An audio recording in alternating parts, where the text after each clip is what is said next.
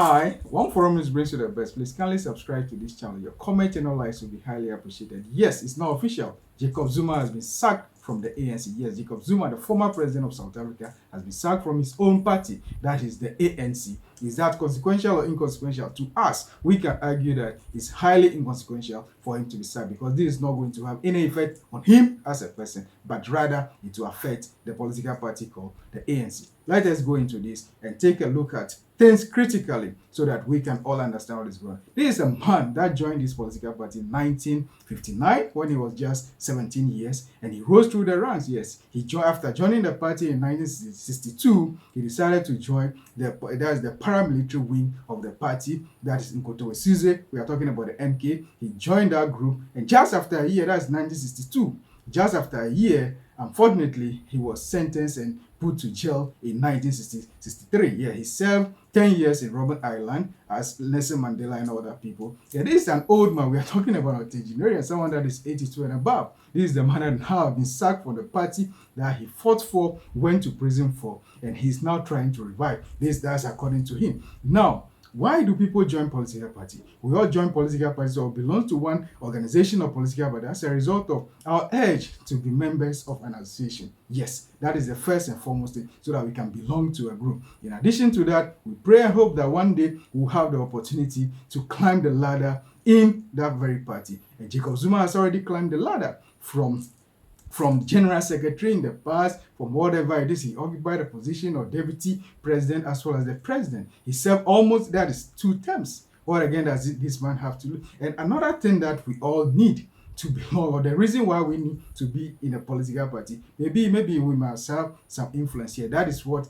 they can talk about now. But this is the man that has already formed his own political party. We are talking about the MK that is doing so well. They have 58 members representing them, including his own daughter. Yes. Why do we fight? Or the old people, our fathers, why do they fight for us? They fight so that their legacy will not diminish or disappear. Now he's having his own daughter right in the parliament. We're talking about Auntie Tutuzile. He's right in parliament on the ticket of the MK, the political party that Jacob Zuma is the founder or the leader of. What again does this man have to lose? Nothing. And already we can even talk about some of his descendants or his people. They are still in the political party called ANC. And the umbilical cord of those people are still in the party. We are talking about one of his daughters. Yes, he's right in the ANC. Even his former wife is also still in the ANC. So taking him out or suspending him or whatever it is, or sacking him, whatever word or jargon that they want to use, is inconsequential. That is our argument. In addition to that, is he about influence? He now has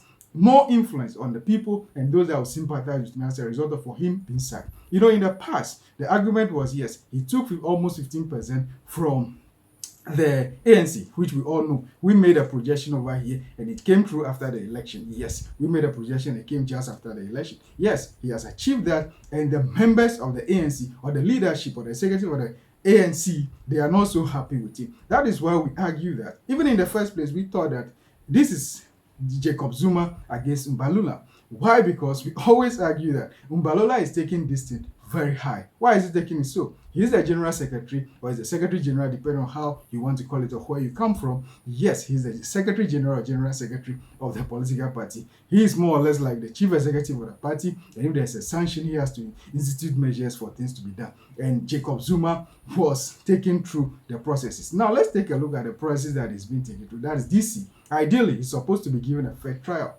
Whether he's given a fair trial right at the DC is something that is questionable, because the person that initially he argued that he wants to be there in person. Yes, he wants to be there in person. And some of us can say that it's as a result that he wants to be there so that his followers and supporters can back him right there. But the party denied him that. In addition to that, the process or the DC or meeting of the DC, it happened via Zoom or whatever it is, online. Yes, that means the person that represented him, we are talking about one Uncle Tony, he represented Jacob Zuma. He also made the allegation, we were not there, so we cannot speak to that. He made the allegation that he was intimidated, or they attempted to intimidate him during the process. And even during the process, light out, whatever, the internet connectivity wasn't so that perfect. So we can say that based on all those things, can we argue that he wasn't given, or he has not been given, a fair trial at the DC? That's the argument that we can raise. But he still has the opportunity of filing for an appeal within 21 days, which I doubt he's going to do. For now, I know very well that they are studying whatever it is, they're ruling, they're studying everything. But Mbalola, he shouldn't make it seem as if he's the one that is fighting Jacob Zuma, because the whole thing, some of us can observe, we the observers, we can see that this is more or less about a fracas between Mbalola and Jacob Zuma. That's why when he made the announcement that this is Zuma versus ANC, we're arguing that, oh, is that how it is? Yes, that is how it is. We are not condoning bad doings, or if you belong to a group or something and you are guided by a constitution, we are not saying that the person should go against it. But you need to treat people in a way that they can understand that this one is a fair hearing. Now he's given the opportunity to file for appeal. Is he going to file for appeal before the same people? We are talking about the same body or group of people who seems already, or they've portrayed as a result of their public utterances, they portray that this is the man that they don't want in the political party. But I can say for a fact that Jacob Zuma has nothing to lose, but the party will be affected. Why? Because most of the people that are still representing Jacob Zuma on the panel or in the party are now going to join the MK party. That's them going to use it. Yeah, that's the party that Jacob Zuma formed. They are going to already, most of the people are out, but there are people still in the ANC waiting for the action that will be taken on Jacob Zuma. I can even say that maybe that was the reason why they were having problems bringing him before the DC, because they postponed that several times or many times, and at long last he was called, but he wasn't there in person. This is not, when it comes to the Constitution of South Africa, this is not all that fair. That is why instead of him going to the DC back for an appeal or whatever it is, or whatever structures that they have, he should just go to court. And he will even do that not because he needs something, but he can only do that just because to frustrate the system. I'm talking about the ANC, because once he's in court and coming here and there, the popularity will be there. Now, let's take a look at one thing. Maybe the ANC may argue that yes, once we are sacking him or taking him out of the party, he may lose some things here and there. No, this man has nothing to lose, because already the party that he has, that's the MK party.